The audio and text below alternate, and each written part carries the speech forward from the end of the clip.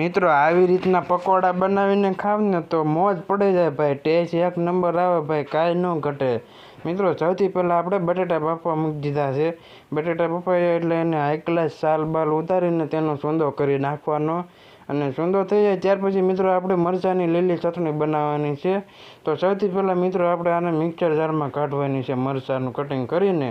મિત્રો આદું લસણ નાખીને સીધા મરચાં કટિંગ કરીને આપણી ચટણી કમ્પ્લીટ થઈ ગઈ છે મિક્સરમાં. ત્યાર પછી આ બધા ટમેટા ડુંગળી અને વટાણા મીઠાલા છે, સાથે લીલી કોથમરી છે. કાંઈ ન ઘટે એવો ટેસ્ટ આવવાનો મિત્રો વિડીયોમાં આગળ બન્યા રહેજો. મિત્રો આનો વઘાર કરવાનો છે. એક તવીમાં તેલ મૂકીને જીરું નાખીને વઘાણી નાખી દેવાની. ત્યાર પછી આપણે સીધી ડુંગળી નાખી દેવાની. મિત્રો ડુંગળીને તેલમાં સારી રીતે ચડી જાય ત્યાર પછી આપણે સીધા વટાણા નાખી દેવાના છે.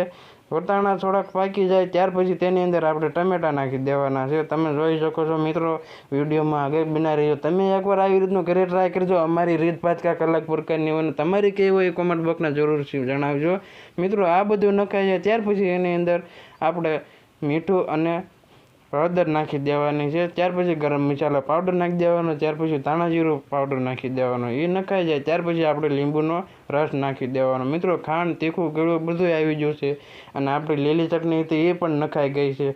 એટલે ત્યાર પછી આપણે જે બટેટા બાફેલા હતા એનો મસાલો મિક્સ કરી દેવાનો. તમે જોઈ શકો છો મિત્રો આવી રીતના તમે બનાવતા હોય ને તો કોમેન્ટ બોક્સમાં જરૂરથી જણાવજો, અને તમે કઈ રીતનું બનાવો એ કહેજો. અને વિડીયો સારો લાગે તો લાઇક કરીને તમારા ફ્રેન્ડને જરૂરથી મોકલજો, આવી રીતના પણ બનાવે એ પણ.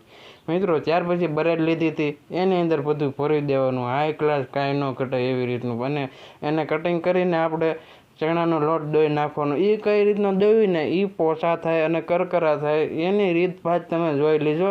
ખાસ તો હાસું મિત્રો એ જ જોવાનું છે. તમે જોઈ શકો છો એક તપેલીમાં ચણાનો લોટ નાખી દીધો છે. ત્યાર પછી તેમાં થોડું મીઠું નાખીને અજમા નાખી દેવાના છે, અને પાણી નાખીને તેને આપણે હાઈ ક્લાસ બેટર બનાવી લેવાનું છે. ત્યાર પછી મિત્રો એને ખાવાનો સોડા આવે ને એને નાખીને એને ફાડી લેવાનો છે, એટલે એકદમ પોચા અને કરકરા બને, કાંઈ ન ઘટે. ઘરમાં બધાય ખાઈ શકે નાનેથી મોટા સુધી. પણ મિત્રો વિડીયો લાઇક કરજો અને કમેન્ટ કરજો, અને અમારી આઈડીને સબસ્ક્રાઈબ કરજો, જેથી કરીને હું તમને ડેલી નવી નવી રેસીપી રોજ તમને બતાવતો રહીશ. કાંક ને કાંક નવીન જોવા મળશે મિત્રો. વિડીયો કેવો લાગ્યો એ કોમેન્ટમાં જરૂરથી કહેજો, અને આવી રીતના તમે બનાવો છો કે નહીં પાછા કહેતા રહેજો. અને મળવી એક નવા વિડીયોમાં, ત્યાં સુધી બધાએ અમારા વિડીયોને લાઇક કરો. મળવી નવા